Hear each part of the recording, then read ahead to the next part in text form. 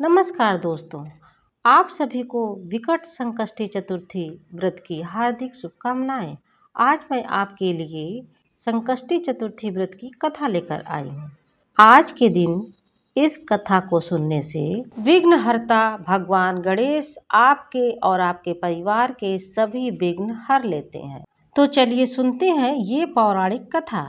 एक समय की बात है, एक राज्य में धर्मकेतु नाम के एक विद्वान ब्राह्मण रहते थे। उनकी दो पत्नियां थीं, सुशीला और चंचला। सुशीला अत्यंत धार्मिक और आस्था प्रवृत्ति की थी, जबकि चंचला को धर्म और कर्म में कोई विश्वास नहीं था। व्रत और उपवास करने के कारण सुशीला का शरीर बहुत ही कमजोर हो गया था, जबकि चंचला अत्यंत स्वस्थ और सुदृढ़ थी। समय बीतने के बाद सुशीला को एक पुत्री हुई और चंचला को पुत्र की प्राप्ति हुई। इस पर चंचला ने व्यंग करते हुए सुशीला से कहा, तुम इतने व्रत उपवास रखती हो, फिर भी तुम्हें पुत्री हुई, जबकि मैं कुछ नहीं करती और मुझे पुत्र रत्न की प्राप्ति हुई है। चंचला की ये बातें सुनकर सुशीला बहुत दुखी हुई, लेकिन उसने अपनी श्रद्धा और भक्ति में कमी नहीं की। जब विकट संकटी चतुर्थी व्रत आया तो सुशीला ने पूरे श्रद्धा और भक्ति के साथ व्रत रखा।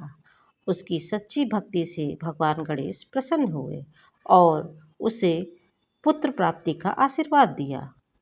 कुछ समय पश्चात उसकी यह इच्छा पूरी हो गई, लेकिन दुर्भाग्यवश उसके पति धर्मकेतु की मृत्यु हो गई। इसके बाद चंचला अलग रहने लगी, जबकि सुशीला अपने बच्चों के साथ उसी घर में रहकर अपना पालन पोषण करती थी। सुशीला का पुत्र बहुत बुद्धिमान और गुणी था। उसकी मेहनत और समझदारी से घर में समृद्धि आने लगी।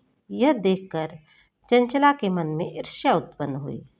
एक दिन मौका पाकर उसने सुशीला की पुत्री को कुएं में फेंक दिया, लेकिन भगवान गणेश की कृपा से उसकी जान बच गई।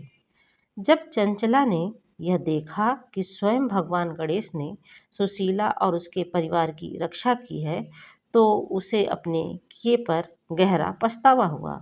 उसने तुरंत सुशीला से जाकर क्षमा मांगी। सुशीला ने उसे क्षमा कर दिया और उसे भी विकट संकष्टी चतुर्थी का व्रत रखने की सलाह दी। चंचला ने श्रद्धा से यह व्रत रखा, जिसके कारण उसके जीवन में भी सुख समृद्धि आने लगी। इस प्रकार भगवान गणेश की कृपा उस पर भी बरसने लगी। तो दोस्तों, ये थी संकष्टी चतुर्थी व्रत की पौराणिक कथा। यदि आपको यह कथा अच्छी लगी हो तो इसे ज़्यादा से ज़्यादा शेयर करें, लाइक करें और यदि चैनल पर नए हैं तो इसे सब्सक्राइब भी अवश्य करें।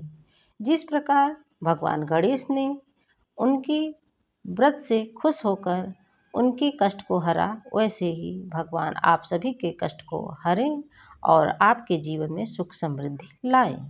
तो इस प्रकार कथा का सार यह है कि सच्ची भक्ति और धैर्य से कठिन समय को भी टाला जा सकता है और गणेश भगवान की कृपा से सभी प्रकार के कष्ट नष्ट हो जाते हैं।